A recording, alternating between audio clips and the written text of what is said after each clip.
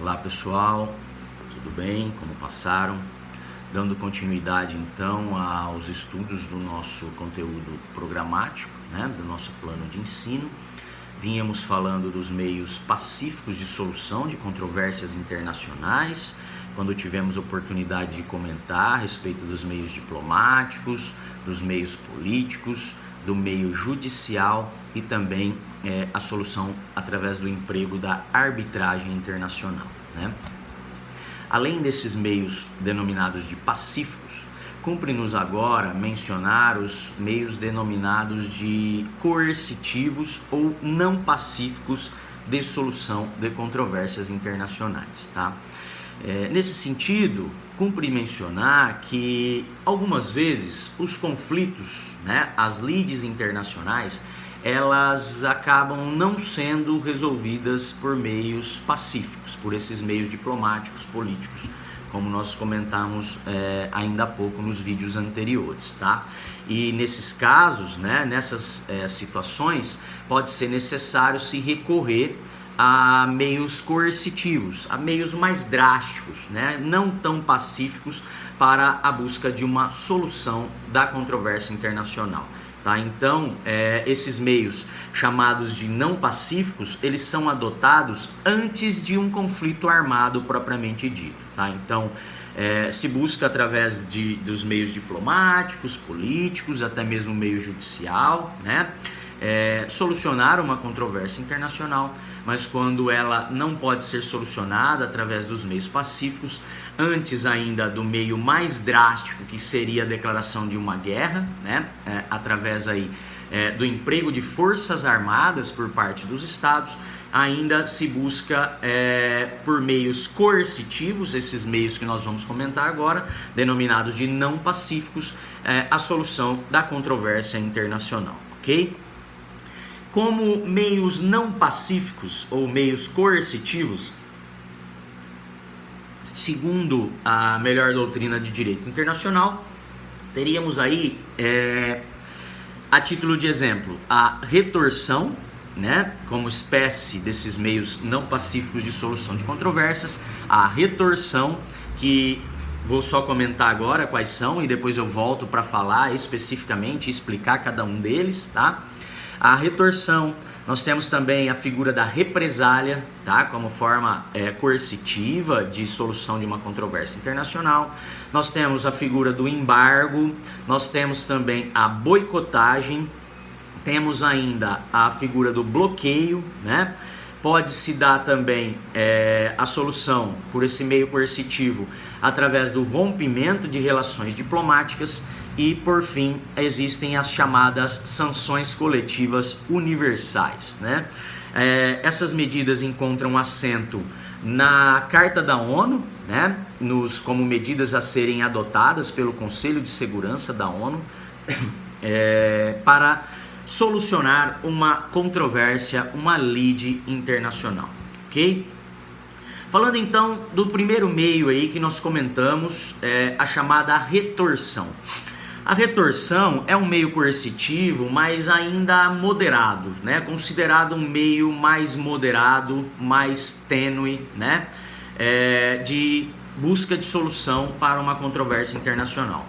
Segundo nos explica o Mazzuoli, através da retorção, um Estado paga na mesma moeda, na mesma medida, na mesma proporção, aqueles atos inamistosos que são perpetrados por outro Estado, Então, nada mais é do que uma forma de contra-ataque, diante aí de uma agressão, de um ato inamistoso, Na verdade, não é exatamente uma agressão, mas é uma lide, o surgimento de um conflito entre as partes, Esses atos conflituosos, esses atos inamistosos, eles serão retribuídos da mesma forma, paga-se na mesma moeda, como diz o Mazzuoli, na mesma proporção. Exemplo, aí seria, por exemplo, a imposição de impostos e taxas mais altas, para produtos de determinados estados, considerando aí o estabelecido para outros estados estrangeiros, Então é uma forma ainda considerada moderada, né, de se buscar a solução de uma controvérsia internacional, tá? Então seria a hipótese aí, a retorção, a hipótese de taxar produtos de um determinado estado, desse estado onde está havendo um conflito, onde está havendo uma controvérsia, taxar eles com um percentual mais alto, né, considerando aí os impostos, as taxas que são fixadas para outros estados estrangeiros, tá? Então ainda é, como eu falei, considerado pela doutrina uma forma não tão grave, né? Uma forma ainda moderada de coerção para a tentativa de uma solução de controvérsia internacional, ok? Além da figura da retorção, nós temos também o meio, né, coercitivo denominado de represália, tá? A represália, ela já envolve algumas medidas mais duras, né, um tanto quanto mais arbitrárias do que a retorção, do que na hipótese, né, de se utilizar o meio da retorção.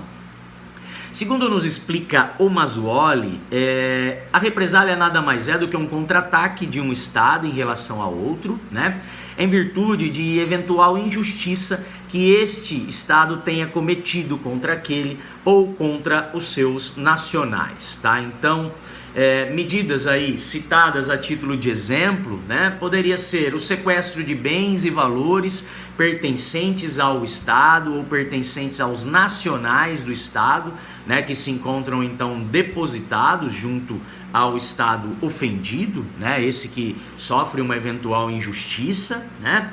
Seria também a hipótese de recusa quanto ao cumprimento, quanto à execução de tratados internacionais vigentes, tá? Então, uma forma aí de represália é deixar de cumprir ou passar a não cumprir mais um tratado internacional vigente.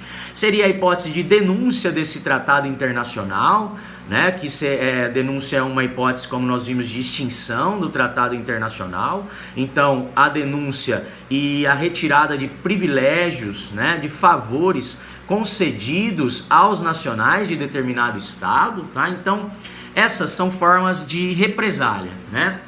Um tanto quanto mais duras do que a retorção, mas ainda não tão duras, não tão arbitrárias, né? Como outras formas que a gente vai ver ainda na sequência, tá? Então, nada mais é do que esse contra-ataque diante de uma injustiça que o Estado entende estar sofrendo, no qual ele começa aí a sequestrar valores, né? A bloquear bens. Ele deixa de cumprir tratados vigentes ali entre os estados em conflito, retira privilégios, né? Não concede mais privilégios, garantias, favores que antes da lide eram concedidos aos cidadãos daquele estado, tá? Então, são formas aí um tanto quanto mais drásticas, mais duras, para forçar o outro estado a ceder, né, na solução de uma controvérsia internacional, ok? Depois, como medida ainda, como meio de solução de controvérsias, meios não pacíficos, a gente teria a figura do embargo e da boicotagem, tá? O embargo e a boicotagem, eles são formas especiais de represália, tá? Eles têm características que o diferenciam, né? E por isso recebem um nome próprio, tá? Como forma aí de mais dura, mais arbitrária de solução de uma controvérsia, tá? O embargo, segundo nos explica o Mazzuoli, ocorre quando um estado sequestra navios e cargas nacionais de um país ancorados em seus portos ou em trânsito nas suas águas territoriais, a fim de fazer predominar a sua vontade em relação ao estado embargado. Segundo destaca o Mazzuoli, essa prática atualmente confronta, né, é frontalmente contrária aos princípios e às regras do direito internacional moderno, tá? Então, embora o direito internacional moderno ele repreenda essa prática, né, porque se mostra totalmente contrária aos princípios que orientam o direito internacional atual, mas ainda é uma prática existente, né, reconhecida na sociedade internacional, porque sempre foi praticada ao longo dos tempos aí, né, pela sociedade internacional diante dessas situações de conflitos, né, de surgimento de controvérsias internacionais, tá? Então essa forma especial de represália nada mais é do que sequestrar navios, né, sequestrar cargas,